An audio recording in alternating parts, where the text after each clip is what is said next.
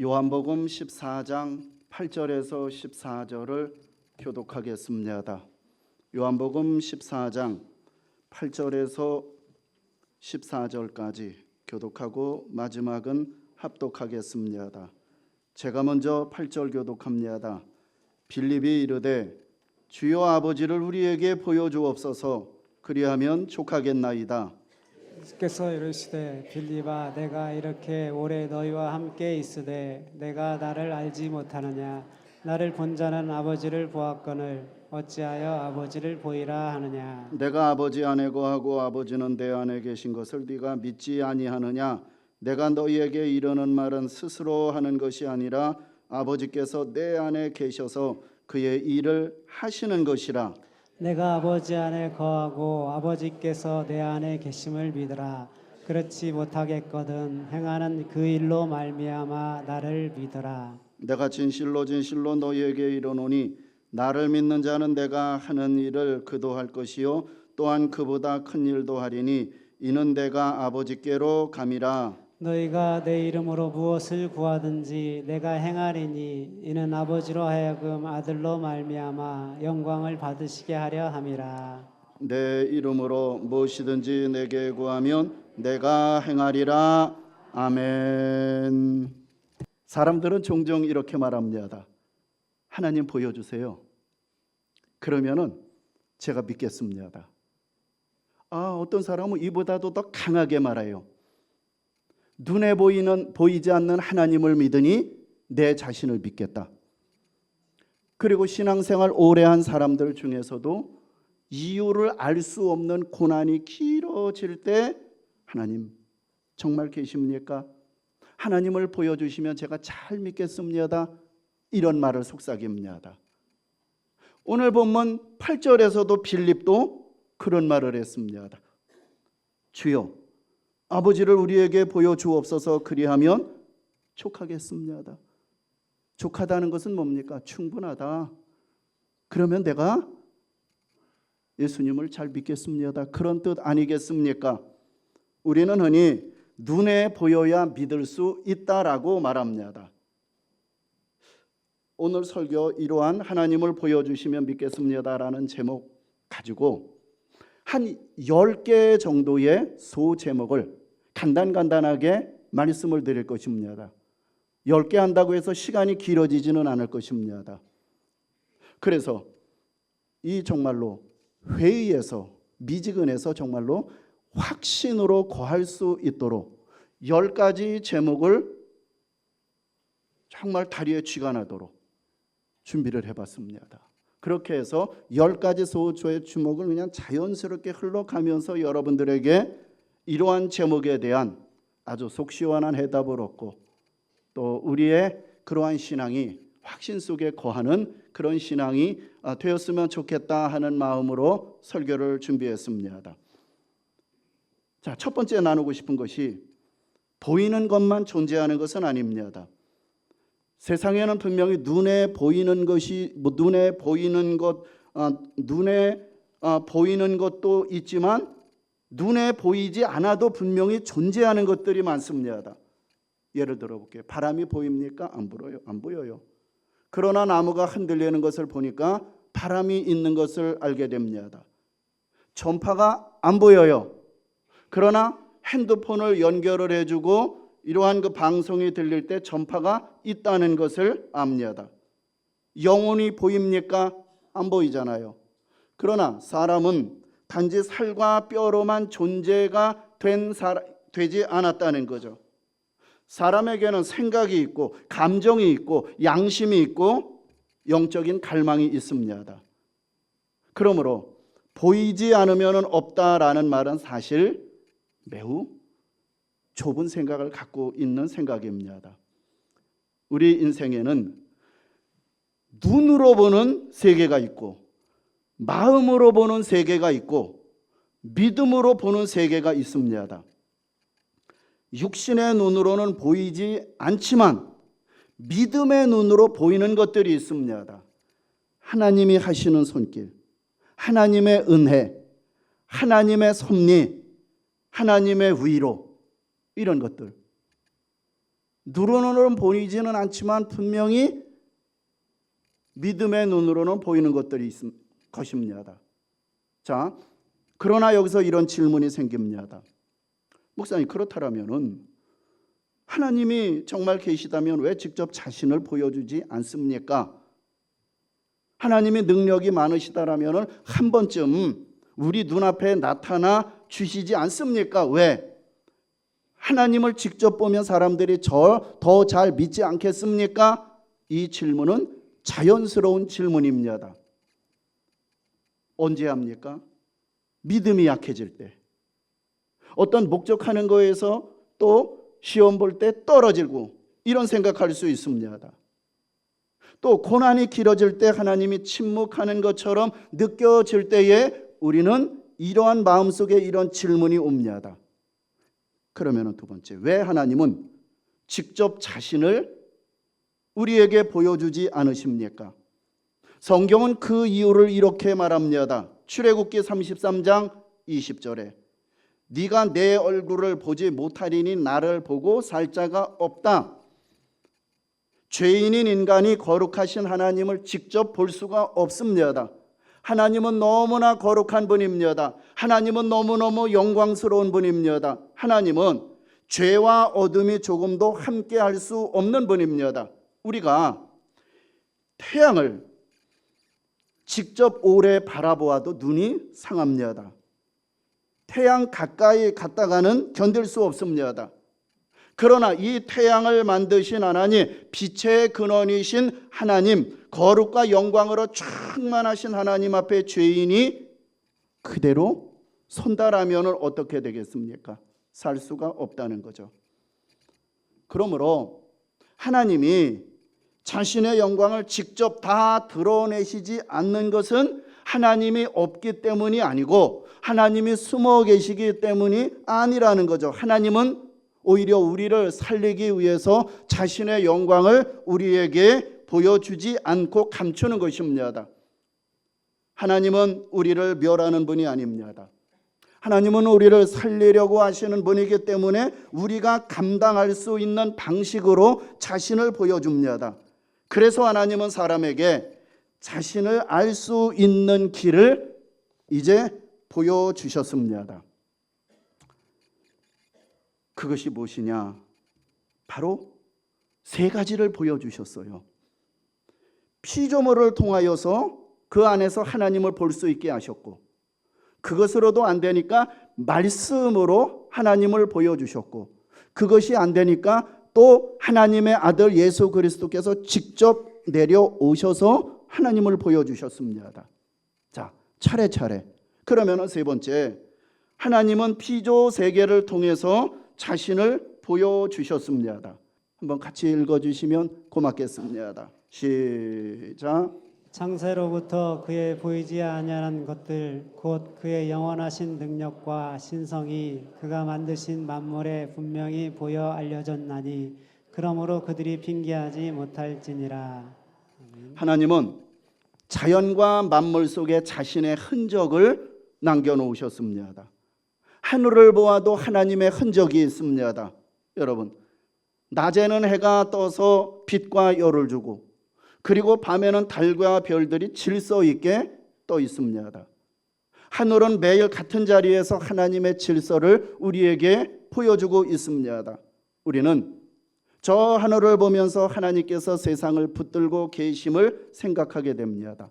바다도 보십시오. 바다를 보아도 하나님의 흔적이 있습니다. 끝없이 넓은 바다는 사람의 힘으로 다스릴 수가 없습니다. 파도가요, 밀려왔다가 다시 물러가고, 그리고 그 깊은 바닷속에는 수많은 생명들이 살아갑니다. 자, 그 크고 깊은 바다를 보면서 우리는 하나님의 크신 능력을 생각하게 됩니다. 그리고 우리의 사람의 몸을 보아도 하나님의 흔적이 있습니다. 눈은 보게 하고, 귀는 듣게 하고, 뇌는 생각을 하게 하고, 심장은 뛰지 않고 있습니다. 손가락 하나, 그리고 호흡 하나 너무나 신비합니다. 사람의 몸이 우연히 생겼다라고 말하기에는 너무나도 이 안에 하나님의 솜씨와 하나님의 지혜가 가득하다는 것입니다. 그러므로 하늘과 바다와 사람의 몸도 우리에게 이렇게 말하고 있는 거예요. 피조와 하나님의 말씀과 우리의 사람도 하나님을 향하여 이렇게 말하고 계시는 거예요. 하나님이 계신다. 하나님이 만드셨다. 하나님은 지금도 우리를 붙들고 계신다. 그래서 세상은 우연히 생긴 것처럼 보이지 않습니다. 우리가 자연과 생명을 자세히 보면 그 안에는 질서가 있어요. 법칙이 있어요. 아름다움이 있습니다. 아무렇게나 이렇게 생긴 세상이 아니라 누군가가 지으시고 다스리는 세상입니다.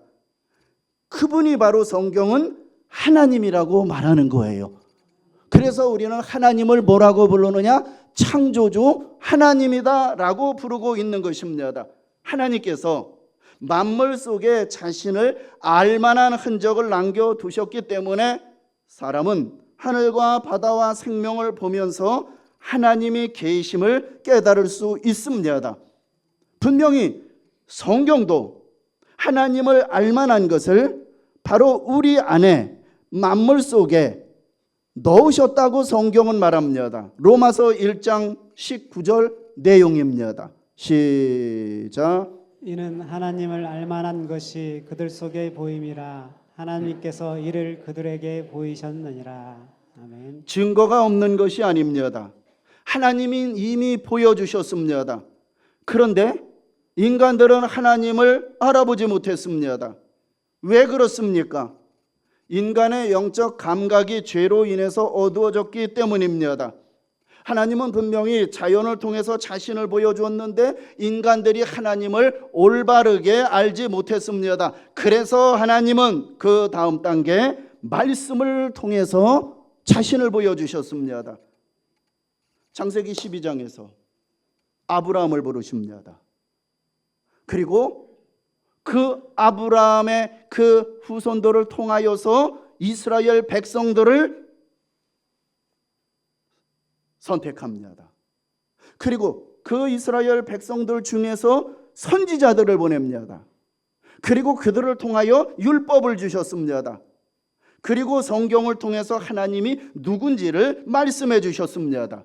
그 내용이 디모데후서 3장 15절 내용인데 성경은 능히 너로 하여금 그리스도 예수 안에 있는 믿음으로 말미암아 구원에 이르는 지혜가 있게 하느니라. 성경은 단순한 종교책이 아니라는 거죠.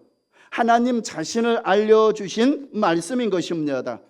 성경은 죄인이 구원에 이르는 길을 보여주는 하나님의 계시인 것입니다. 한번 같이 읽을까요? 시작. 오직 이것을 기록함은 너희로 예수께서 하나님의 아들 그리스도이심을 믿게 하려 함이요 또 너희로 믿고 그 이름을 힘입어 생명을 얻게 하려 함이니라. 성경이 기록된 목적은 분명합니다. 이 말씀에 보면은 예수님께서 하나님 아들 그리스도이심을 믿게 하려는 것이고 그 이름을 힘입어서 생명을 얻게 하려는 것, 바로 이 성경의 기록 목적입니다. 그런데 문제는 인간은 말씀을 받고도 하나님을 바르게 알지 못했습니다.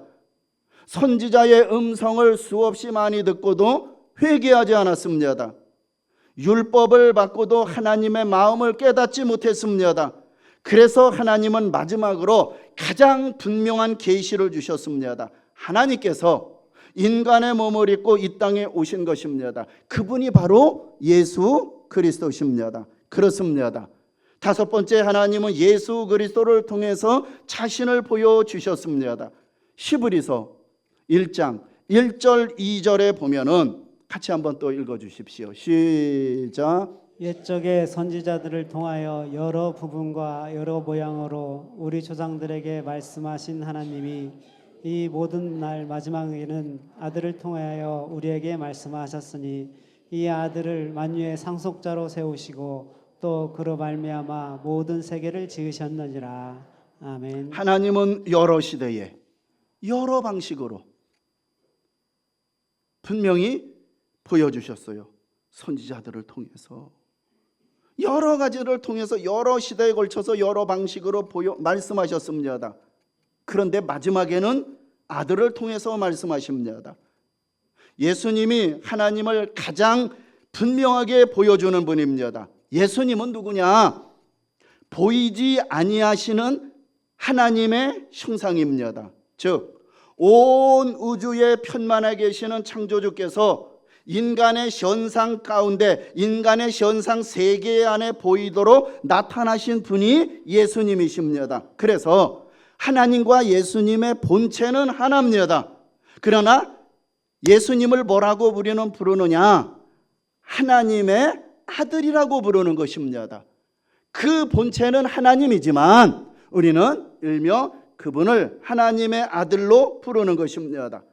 그 내용이 바로 요한복음 1장 18절에 이렇게 나옵니다. 본래 하나님을 본 사람이 없으되 아버지 품속에 있는 독생하신 하나님이 나타나셨느니라. 아무도 하나님을 본 사람이 없습니다.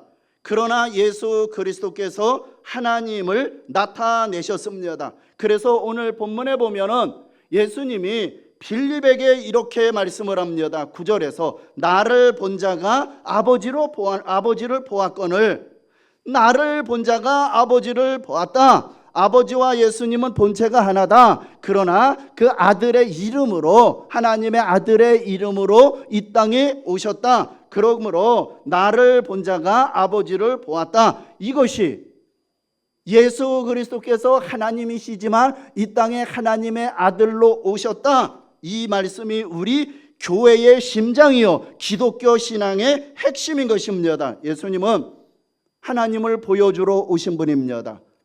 그렇기 때문에 예수님의 안에는 하나님의 마음이 있는 것이고 예수님 안에는 하나님의 사랑과 거룩이 나타나 있는 것입니다. 예수님이 하나님을 보여주기 위한 완전한 계시인 것입니다. 그런데 문제는 사람들이 예수님을 보고도 알아보지 못했습니다. 요한복음 1장 10절 11절입니다. 그 내용이에요. 예수님을 보고도 알아보지 못했다는 거예요. 같이 한번 읽을까요? 시작. 그가 세상에 계셨으며 세상은 그로 말미암아 지은 바 되었으되 세상이 그를 알지 못하였고 자기 땅에 오매 자기 백성이 영접하지 아니하였으나. 지금 예수님은 세상을 지으신 분 창조주다라고 말합니다. 그렇잖아요. 아버지와 아들은 본체가 같다 그랬어요. 같은데 아들의 이름으로 우리에게 오신 거예요. 그렇기 때문에 그분은 하나님이면서 하나님의 아들. 그렇기 때문에 이 말씀에서 예수님은 세상을 지으신 분이고 그런데 세상은 그분을 알아보지 못했습니다. 예수님은 분명히 자기 백성에게 오셨습니다. 그런데 자기 백성이 예수님을 영접하지 않았습니다. 왜 그렇습니까? 눈으로 보지 못해서가 아닙니다. 그들은 예수님을 직접 눈으로 보았습니다. 예수님의 음성을 직접 들었습니다. 예수님의 기적을 직접 보았습니다. 물이 포도주로 되는 것도 보았고 병든 자가 고침받는 것도 보았고 죽었던 자가 살아나는 것도 보았고 귀신 들린 자에게 귀신이 떠나가는 것도 보았고 오병이어로 수많은 사람이 먹는 것을 보았고 죽었던 나사로가 살아나는 것도 보았습니다. 그런데 믿지 않았다는 거예요. 본다고 다 믿는 것이 아닙니다. 우리의 믿음의 눈이 열려야 제대로 볼 수 있는 것입니다. 가룟 유다도 예수님을 보았습니다. 그러나 믿지 않았습니다. 바리새인들도 예수님의 기적을 보았습니다. 그러나 예수님을 죽이려고 했습니다. 이스라엘 백성들 광야에서 수많은 기적을 보았습니다. 홍해가 갈라지는 것도 봤어요. 그리고 하늘에서 만나가 떨어지는 것도 봤어요. 이 메추라기가 내려가다가 그 수많은 떼들이 그들의 그 있는 진중에 떨어지는 것도 보았습니다. 반석에서 물이 나오는 것도 보았습니다. 그리고 낮에는 구름기둥, 밤에는 불기둥도 보았습니다. 그런데도 그들은 하나님을 원망하고 하나님을 불신했습니다. 기적을 보면 믿음이 생길 것 같습니까? 물론 기적이 믿음의 계기가 될 수는 있습니다. 그러나 기적 자체가 믿음을 보장하지는 않는다는 거예요. 왜요? 믿음의 문제는 눈의 문제가 아니라 마음의 문제이기 때문에 그런 거예요. 믿음의 문제는 보는 눈의 문제가 아니라는 거예요. 마음의 문제이기 때문입니다. 설명하면은 마음이 닫히면은 보아도 몰라요. 마음이 완고해 버리면은 들어도 깨닫지 못합니다. 마음에 하나님을 모셔두기를 싫어하면 아무리 큰 기적을 보아도 회개하지 않습니다. 여러분, 믿음이 무엇입니까? 믿음은 무엇이냐? 7번째, 믿음은 보이지 않는 것을 보게 하는 눈이라는 거예요. 히브리서 11장 1절에 보면은 믿음은 바라는 것들의 실상이요 보이지 않는 것들의 증거다라고 말했습니다. 믿음은 없는 것을 억지로 있다고 우겨대는 것이 아닙니다. 막연한 기대도 아닙니다. 믿음은 하나님께서 말씀하신 것을 참되게 붙드는 것이 믿음이라는 거예요. 육신의 눈은 보이는 상황만 봅니다. 그러나 믿음의 눈은 상황 너머에 계신 하나님을 봅니다.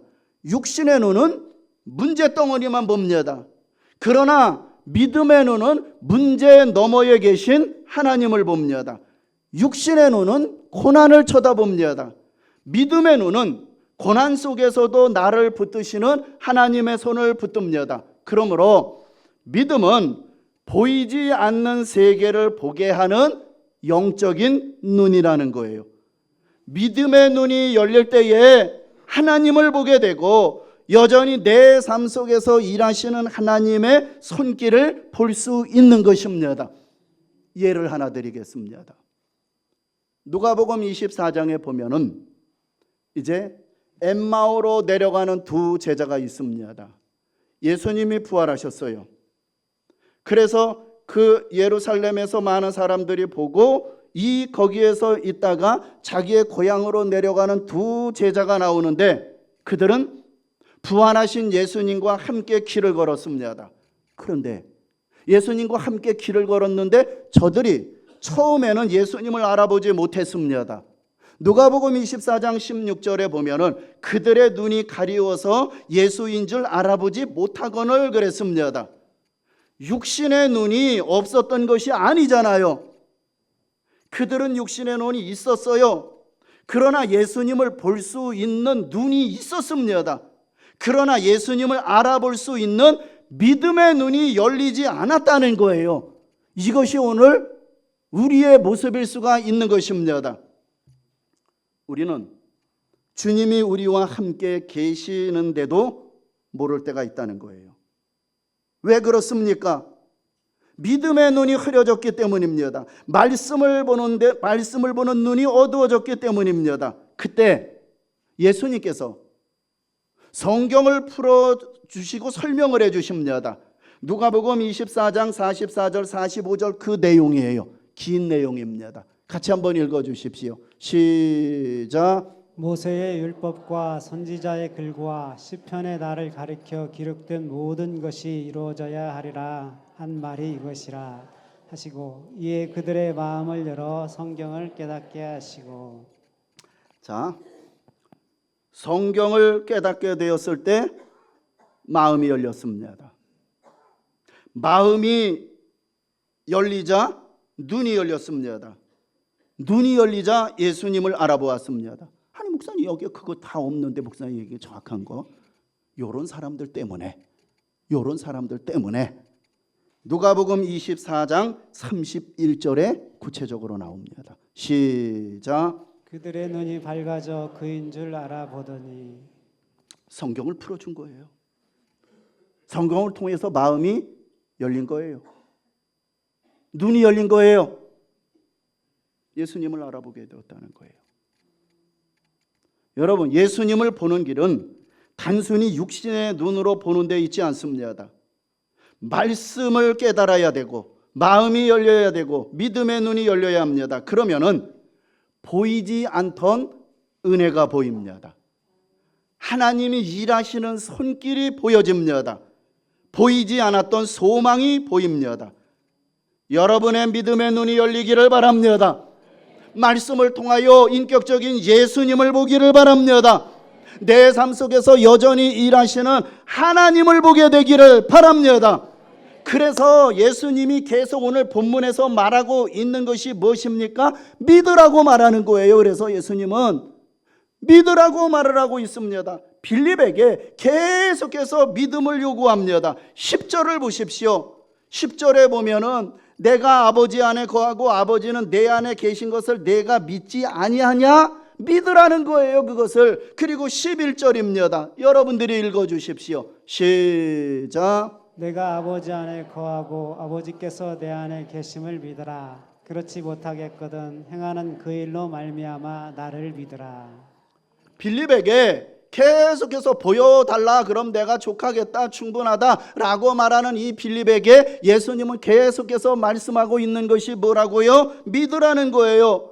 빌립은 보여달라고 하고 예수님은 믿으라고 말합니다. 빌립은 눈으로 확인하고 싶어 했고 예수님은 믿음으로 보라고 말합니다. 빌립은 보여주면 믿겠습니다 라고 하지만 예수님은 믿으면 보게 된다 라고 말씀하고 있는 것입니다. 동일한 내용 중에 한 예를 들겠습니다. 요한복음 11장 40절에 예수님은 마르다에게 하신 말씀입니다. 네가 믿으면 하나님의 영광을 보리라 하지 아니하였느냐. 이 사건의 내용은 마르다는 나사로의 죽음 앞에 슬퍼하고 있습니다. 오빠가 죽었습니다. 무덤에 장사된 지 이미 나흘이 되었습니다. 사람의 눈으로 볼 때는 모든 것이 끝난 상황입니다. 소망이 사라졌습니다. 마르다의 눈에는 무덤만 보였습니다. 죽음만 보였습니다. 끝난 현실만 보였습니다. 그런데 마르다에게 예수님이 말씀합니다. 네가 믿으면 하나님의 영광을 보리라. 해석이 잘 안 되잖아요. 끝났고 모든 것들이 포기해야 되고 죽은 지 이미 며칠 지났는데 네가 믿으면 하나님의 영광을 보리라. 무슨 말입니까? 풀어서 제가 설명을 드릴게요. 주님은 이렇게 말씀을 합니다. 마르다야, 너는 무덤을 보고 있지만 나는 부활을 보고 있다. 너는 끝이라고 생각하지만 나는 아직도 일하고 있다. 너는 죽음을 보고 있지만 나는 생명을 가지고 있다. 그러므로 네가 믿으면은 하나님의 영광을 보게 될 것이다 라는 이 말씀인 것입니다. 이 말씀이 오늘 우리에게도 들려야 되는 거예요. 우리는 문제를 봅니다. 그러나 주님은 문제 너머의 길을 봅니다. 우리는 무너진 현실을 봅니다. 그러나 주님은 회복될 내일을 보고 계신 겁니다. 우리는 닫힌 문을 봅니다. 그러나 주님은 열어주실 때를 보고 계신다는 사실입니다. 그러므로 모든 상황이 다 설명되어야 믿는 것이 아닙니다. 모든 문제가 해결되어야 믿는 것이 아닙니다. 눈앞에 기적이 먼저 나타나야 믿는 것이 아닙니다. 믿음으로 주님을 바라볼 때 우리는 하나님의 영광을 보게 되는 것입니다. 죽음 속에서도 여러분 영생을 보실 수 있기를 바랍니다. 죽음 속에서도 여러분 구원을 볼 수 있기를 바랍니다. 고난 속에서도 여러분은 하나님의 손길을 바라보기를 바랍니다. 우리의 가정과 우리의 자녀들이 모든 하는 길이 막힌 길 속에서도 여전히 하나님의 인도하시는 하나님의 인도하심을 믿음의 눈으로 보시기를 바랍니다. 구약에서 아까 그랬잖아요. 제가 서론으로 할 때 육신의 눈으로 하나님을 보면은 죽습니다. 그러나 지금은 믿음의 눈으로 하나님을 보면은 살아난다는 거예요. 육신의 눈으로 보면은 절망입니다. 그러나 믿음의 눈으로 보면 소망입니다. 육신의 눈으로 보면은 기다림은 낭비처럼 보입니다. 그러나 믿음의 눈으로 보면은 하나님이 우리를 그 낭비가 헛된 시간이 아니라 우리를 준비시키는 시간이라는 거예요.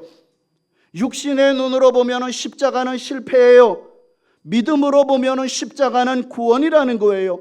육신으로 보면은 무덤은 끝입니다. 믿음으로 보면은 무덤은 부활의 시작인 것입니다. 그러므로 오늘 예수님은 말씀을 합니다. 뭐라고요? 믿자는 거예요. 믿으라는 거예요. 그러면서 예수님이 계속해서 말합니다. 믿는 자는 하나님이 하시는 일을 보게 된다라고 말하고 있는 것입니다. 요한복음 14장 12절에서 예수님은 놀라운 말씀을 하십니다. 나를 믿는 자는 내가 하는 일을 그도 할 것이요 그보다 큰 일을 하게 될 것이다.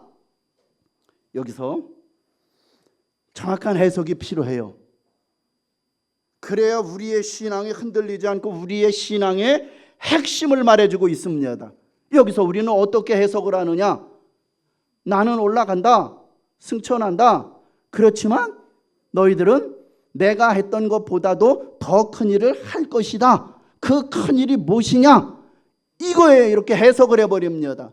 큰 일이 뭐겠습니까, 여러분? 정확한 해석을 해드릴게요. 여기서 큰 일은 예수님보다 우리가 더 위대하다는 뜻이 아닙니다. 예수님께서 십자가에서 죽으시고 부활하시고 승천하신 이후에 성령께서 믿는 자들 속에 임함으로 복음이 온 세상에 전파될 것을 지금 말씀하고 계시는 것입니다. 예수님께서 십자가에서 달리실 때 제자들은 다 도망가 버렸어요. 베드로는 예수님을 3번 부인합니다.